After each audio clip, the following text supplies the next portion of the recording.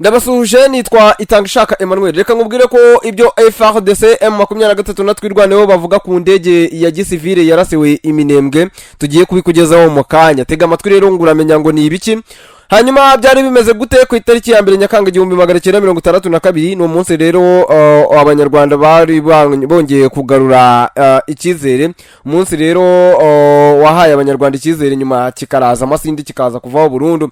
Hanyuma tugiye kukubwira ko kugabanya inkunga ku isi kwa Trump ngo gushobora guteza impfu miliyoni 14 mu myaka 5 ni raporo nshya. Iyo raporo irimo kuvugwamo ibiki. Tega amatwi nabyo uraje ubyumve mu kanya gato. Ikaze rero icano yitwa rya Kabagari kana subscribe kugira ngo ibintu byose bigende neza. Imitwe urwanya ubutegetsi bwa Kinshasa isanzwe gukorana na M23 na Twirwaneho rero yashinje ingabo za leta ya Kongo kurasa ku ndege ya Gisivile iminembwe mu ntara ya Kivu y'Epfo. Kurasa rero ku kibuga cy'indege cyaho ndetse no gukomeretsa abantu batatu. Mwitangaza umutwe wa Twirwaneho ugenzura igice cy'akarere ka Minembwe wavuze ko kuwa mbere indege za Skoyi na drone z'ingabo za leta ngo zarashe ku kibuga cy'indege cyaho zigakomeretsa rero abagabo babiri n'umwana w'imyaka 5. Uvuga kandi ko ngo ibyo bitero ngo byibasiye indege ya Gisivile itwara imiti igenewe abaturage ba hano. FCM 23 ivuga ko ngo ibi byatumye ibiribwa n'imiti indege yari itwaye bigenewe abaturage bashagishwe n'ibiza ngo byangirika, ko icyo ari igikorwa cy'ubunyamaswa butavugwa. Mwitangazo ryasomwe kuri radio na televiziyo y'igihugu, umuvugizi w'ingabo za Kongo General Major Sylvain Ekenge yavuze ko ngo ingamba zikwiriye zafatiwe indege yagurutse mu karere ka mu kirere cya Kongo nta ruhushya ibifitiye. Amashusho rero yatanzwe na bamwe mu bari iminembwe BBC itabashije kugenzura byigenga yerekana ibice by'indege ntoya irimo gushya. Bavuga ko rero ngo ari yarashwe n'ibitero by'indege z'indwanyi z'ingabo za leta. Amakuru avuga ko indege ngo yari yaguye ku kibuga cy'indege cya Minembwe ku cyumweru. Kuwa mbere Moise Nyarugabo wigeze kuba ministri w'ubukungu n'umusenateri wa DR Congo akaba umwe mu bavuganira abanyamurenge yanditse ubutumwa kuri X yamagana iraswa ry'iyo ndege. Nyarugabo yanavuze ko rero ngo nyuma y'imyaka abaturage b'Iminembwe bagoswe batabasha kugera ku isoko ngo babone ibyangombwa cyangwa se byangombwa nyenerwa ko indege ya Gisivile ngo yiyemeje kujyayo ijyanye ubufasha burimo imiti imaze kwangizwa. Hanyuma rero yemeje ko rero ngo mu bakomeretse ngo harimo umushefu w'agace ndetse n'umwana w'imyaka 8. Iki gitero gishya cy'indege za Skoyi iminembwe gishobora gutera gushidikanya ku kugera ku mahoro birimo no guharanirwa biciye mu biganiro hagati y'impande zishyamiranye. Hanyuma kandi iki gitero cyabaye nyuma yuko kuwa gatanu u Rwanda na Kongo bari basinye amasezerano y'amahoro i Washington muri Amerika, mu gihe rero hategerejwe ko leta y'Kinshasa n'umutwe wa M23 nabo bagera ku bwumvikane mu buhuza burimo gukorwa na leta ya Kongo ya Katari. Colonel Nango kuri FCM 23 yavuze ko amasezerano ya Kigali na Kinshasa ari intambwe ituzuye ariko y'ingenzi, ko ayo masezerano ngo arebe igice kimwe mu mpamvu z'amakimbirane. Yongeraho ko rero ngo ariyo mpamvu bo bashyigikiye inzira ya Doha ngo bakemure impamvu muzi z'ikibazo cya Kongo. M23 ishinja uruhande rwa leta ubwicanyi bwibasira abanyamurenge kandi uvuga ko rero ngo butazagenda cyangwa se ngo butazagenda nyine budahanwe, kandi ko ngo bagomba guharagarara akakanya. Uruhande rwa leta rwahakanye ibikorwa byo kwibasira abanyamurenge ruvuga ko rero ngo rurwana gusa n'abarwanyi ba Twirwaneho. Bavuga ko rero ngo barengera abo mu ubwo bwoko bw'abanyekongo. Nyuma y'imirwano yabaye mu kwezi kwa Gashyantare uyu mwaka, umutwe wa Twirwaneho rero waje kugira ikivuga kuko ukomeza guhangana nyine na M23. Hari nyuma gato rero y'urupfu rwa Colonel Michael Rukuta waruzwi nka makanika wari ukuriye Twirwaneho. Nibyo rero muri uko kwezi rero Gashyantare muri uko kwezi kwa Gashyantare no kwa Werurwe indege z'ingabo za Kongo zakoze ibitero bikomeye, zagabye ibitero bikomeye iminembwe harimo n'ibyangije ikibuga cy'indege aerodrome cyaho. Hanyuma rero reka tuve kuri ingingo ahubwo ngubwire ko ubushakashatsi bushya buvuga ko ngo icyemezo cya perezida wa Amerika Donald Trump cyo kugabanya nyinshi mu nkunga y'icyo gihugu igenewe abutabazi mu mahanga ngo gushobora gutuma abantu barenga miliyoni 14 byiyongera bapfa bitarenze mu mwaka wa 2030. Ubushakashatsi bwatangajwe kuri uyu wa mbere mu kinyamakuru gitangazwamo ubushakashatsi ku buvuzi cya The Lancet bwasanze rero kimwe cya gatatu cyabari muri ibyo byago byo gupfa imburagihe ngari abana. Muri Werurwe uyu mwaka Minisitiri w'Ububanyi n'Amahanga wa Amerika Marco Rubio yanavuze ko ngo ubutegetsi bwa Trump bwakuyeho ikigero kirenga 80% cya gahunda zose zo mu kigo cya Amerika cy'imfashanyo mu mahanga cyitwa USAID. Itangazo yasohoye David Lasela, umwe rero mu bakoze ubu bushakashatsi, yaravuze ngo ku bihugu byinshi bifite ubukungu bwo ku rwego rwo hasi n'ibifite ubukungu buciriritse, ingaruka izavamo yageranwa ku munzani n'icyorezo cyo ku rwego rw'isi cyangwa se intambara ikomeye irwanishwa intwaro zikomeye cyane. Lasela, umushakashatsi mu kigo cy'ubushakashatsi ku buzima ku isi cyitwa Barcelona Institute for Global Health cyo muri Espagne, yongeyeho ko ngo kugabanya inkunga biteje ibyago byo guhagarika bitunguranye ndetse no kuvanaho iterambere ryagezweho mu myaka 20 mu buzima bw'abaturage batishoboye. Iyi raporo rero isohowe mu gihe abategetsi babarirwa muri za 40 bo ku isi bari mu nama yiga ku mfashanyo ibera mu mujyi wa Sevilla muri Espagne, iyobowe rero n'umuryango wabibumbye ONU, ya mbere rero ikomeye ibayeho mu myaka 10 ishize. Mu gusuzuma rero amakuru yo mu bihugu 133, itsinda ry'abashakashatsi ryagereranyije ko inkunga ya USAID yakumiriye impfu miliyoni 91 mu bihugu biri mu nzira y'amajyambere hagati y'umwaka wa 2001 na 2021. Abashakashatsi banakoresheje rero uburyo bwitwa modeling bwo gutanga ingero zoroshye z'amakuru y'urusobe, bateganya ukuntu inkunga rero irimo kugabanywa ku kigero cya 83%. Umubare watangajwe na leta ya Amerika mu ntangiriro y'uyu mwaka ushobora kugira ingaruka ku bigero cyangwa se ku kigero kinini cyane by'impfu. Hanyuma kandi igabanywa ry'inkunga rishobora gutuma habaho impfu z'abantu barenga miliyoni 14 bitarenze mu mwaka wa 2030 nk'uko amagereranya y'abashakashatsi abivuga. Uwo mubare urimo abana barenga miliyoni 4.5 bari munsi y'imyaka 5, cyangwa se ubivuze mu bundi buryo ni impfu z'abana bagera kuri miliyoni bagera ku 700 buri mwaka. Ubutegetsi bwa Trump muri gahunda yo kugabanya amafaranga leta ikoresha muri rusange, mbere yayoborwaga rero n'umuherwe utunze za miliyoni z'amadolari Elon Musk, bufite intego yo kugabanya abakozi ba leta. Bwanashinje USAID gufasha imishinga igabanya ijambo leta igira ku baturage irimo no guharanira impinduka. Amerika rero ni igihugu cya mbere ku isi gitanga imfashanyo nyinshi y'ubutabazi, ikorera mu bihugu birenga rero 60.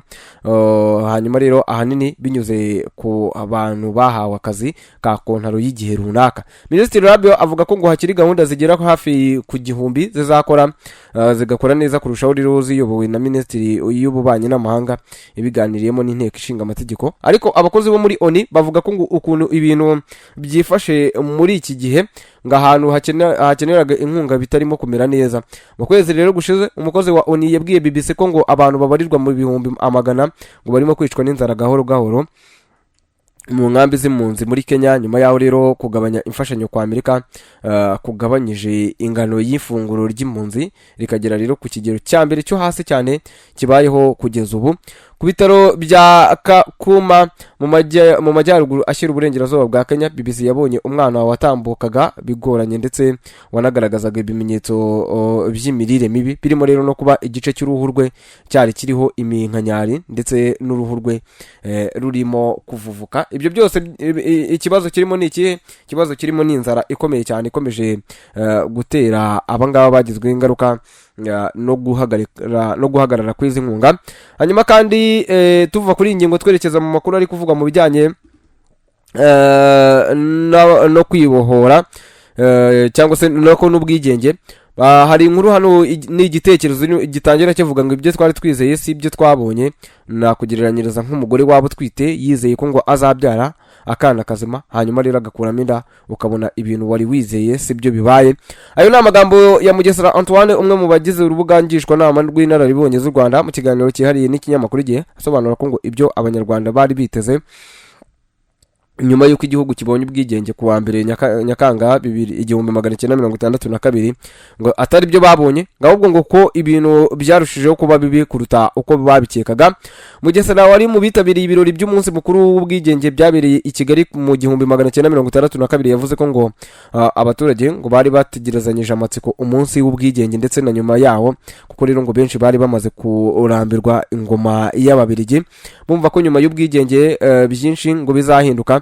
aravuga ati hari hashize imyaka nk'itatu mu Rwanda haba ibintu bidasanzwe. Umwami Rudahigwa aratanze mu 1959, amashyaka aravutse, inzu ziratwitswe, abantu rero baratwikiwe bitari byarabaye mu Rwanda, abantu barishwe, twarotaga ko ubwigenge nibuza ibintu bizahinduka bikaba bizima. Hanyuma rero yavuze ko ngo ibyo byari bimaze iminsi biba kuva mu 1959 hakurwaho ingoma ya cyami. Abatutsi rero batangiye kumeneshwa gukomeza n'imyaka yakurikiyeho, ubwo rero bamwe bicwaga abandi bagatwikirwa, ndetse benshi bagahunga bakava mu byabo. Ati ababyeyi bacu twarababazaga tuti ibi ni ibiki bibaye, kuki abantu mwabanye babatwikiye? Bakavuga ngo ni ababirigi baduteranyije, tugakeka ko ngo ababirigi nibagenda abanyarwanda bazongera kubana nk'uko babanye imyaka magana n'amagana ntawe utwikira undi. Bwari ubwa mbere rero abanyarwanda batwikira abandi. Ati twari dufite ikintu cyizere mu mutima, nubwo rero twari twarabonye ubugizi bwa nabi bwabaye bwa Parimehutu bafatanyije n'ababirigi, ariko twakekaga ko ibintu bizahinduka. Twari dufite n'indirimbo ivuga ngo ababirigi basubire iwabo bagende batahe, twongere tube abanyarwanda bamwe.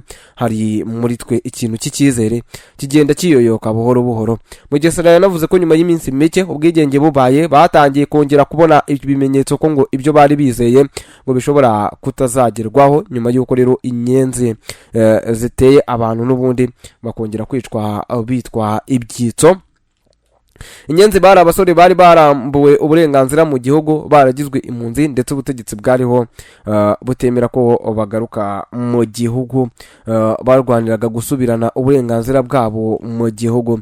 Aravuga ngo umunsi mukuru warabaye, turishima, dukeka ko ngo hari ibintu bishya bigiye kuba, ariko icyizere cyacu kiraza amasinde kigenda kiyoyoka uko hakomye akantu bakica abantu. Nyuma y'iminsi nk'itatu nk'ine ubwigenge bubaye, inyenzi zarateye bafata abantu barabica, abitwaga ibyitso. Abana bafashe icyo gihe babiciye inyamagumba muri Ruhengeri. Antoine Mugesera yavuze ko rero ngo ku munsi w'ibirori by'ubwigenge nyirizina ku itariki ya 2 Nyakanga 1962 wari umunsi udasanzwe, aho bari bahagarariye buri prefecture n'abaturage b'umujyi wa Kigali bari babukerewe, bahuriye rero hari hitswe nka stade mu mbuga yahubatse ibiro by'umujyi wa Kigali kuri ubu ngubu. Ati mu gitondo twagiye mu misa yabereye ku kibuga cya Kiliziya ya Sainte Famille isomwa na Musenyeri Parode, yarakomeye rero cyane muri Parimehutu. Misa irasomwa n'abapadiri bagenzi be, bakunda abapadiri basoma misa ari benshi, ukabona ari ibintu bidasanzwe. Misa yatangiye saa 2, saa 4 nibwo rero twaje aho bari bavuze ngo ni stade, no kuvuga rero aho ibirori byari biri kubera. Yavuze ko ngo ubwo bari bageze aho kuri stade hari hagiye rero kubera ibirori, ngo buri tsinda rero bargerekaga aho ryateguriwe, ngo aho rigomba kwicara. Abari bahagarariye buri prefecture, abari bahagarariye amashyaka, abanyeshuri ndetse n'abandi muri rusange bagiye berekwa rero aho bagomba kwicara. Hanyuma rero abahagarariye ububirigi baje bameze neza, bambaye imyenda idasanzwe, bambaye udukoti twari tugezweho muri icyo gihe. Hanyuma rero bigeze nka saa 4 uwari uhagarariye ububirigi arahaguruka, yari yambaye ako gakoti nari maze kukubwira, ubona rero inyuma gasongoye cyane kagakara. Ni agakoti rero kadakunda kuboneka kuko n'abadiplomate bakunda kukagira gusa. Arahaguruka rero avuga ijambo rigufiya, arangije havuga irumbeti. Hanyuma rero ruvuza abasirikare bajya ku karasisi, bajya aho amabendera ari, bamanura ibendera ry'ububirigi, bazamura ibendera ry'u Rwanda. Ibyo birangiye Mugesera yavuze ko ngo aribwo Perezida Kayibanda ngo nawe yafashe ijambo yishimira uwo munsi mukuru. Aravuga ngo sinarifashe mu mutwe, ariko ndibuka gusa ko ngo yavuzemo amahoro. Iryo jambo yaravuze numvamo amahoro, ndavuga nti tugiye kubona amahoro, kuko rero hari hashize iminsi tubona ibintu ari bibi.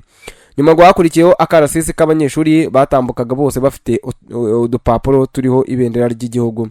Ba rugumesitiri nabo bari bambaye ikintu ku rutugu gishushanyije ibendera ry'igihugu. Nyuma rero nibwo hakurikiyeho kwerekana umwihariko wa buri prefecture, haba imbyino, indirimbo, imikino itandukanye n'ibindi bitewe na buri gace umwihariko wako. Byari ibintu rero byiza, wabonaga rero ari ibintu bituma u Rwanda cyangwa se bigarurira u Rwanda icyizere. Ntago twari tuzi ko ejo hazaza hazongera kuba ibintu bibi, wasaga naho ubona ibintu bitandukanye by'u Rwanda byose ibintu utigeze ubona kuko abantu ntibagendaga cyane gutyo, ariko ukabona buri karere kazanye umwihariko wako. Byari byiza, habaye n'umupira nyuma ya saa sita, nuko rero byagenze. Ibirori rero byo ku itariki ya 2 Nyakanga byatanze icyizere, nyuma biraza amasinde. Tuwane mu Gisirayeli navuze ko ku munsi w'ibirori by'ubwigenge nyirizina ku itariki ya 2 Nyakanga 1962 wari umunsi udasanzwe, aho abari bahagarariye buri prefecture n'abaturage b'umujyi wa Kigali ngo bari babukereye bahurira ahari hiswe nka stade mu mbuga yahubatse ibiro by'umujyi wa Kigali kuri ubu. Nuko rero ati mu gitondo twagiye mu misa yabereye ku kibuga cya Kiliziya ya Sainte Famille isomwa na Mugesera Parade. Ibyo twari twabivuze. Reka rero nkubwire ngo naha dusoreje. Nitwa Itangishaka Emmanuel. Icyo ngwifurije ni ibihe byiza no gukomeza kuryoherwa n'ubuzima, kandi subscribe kugira ngo andi makuru atazajya gucika. Ica nitwa Irya Kabagari, ica amakuru, igicaho ibiganiro, igicaho n'ibindi byinshi cyane byiza bigufasha kuryoherwa. Ibihe byiza rero komeza uhagume kandi subscribe kugira ngo ukomeze uryoherwe.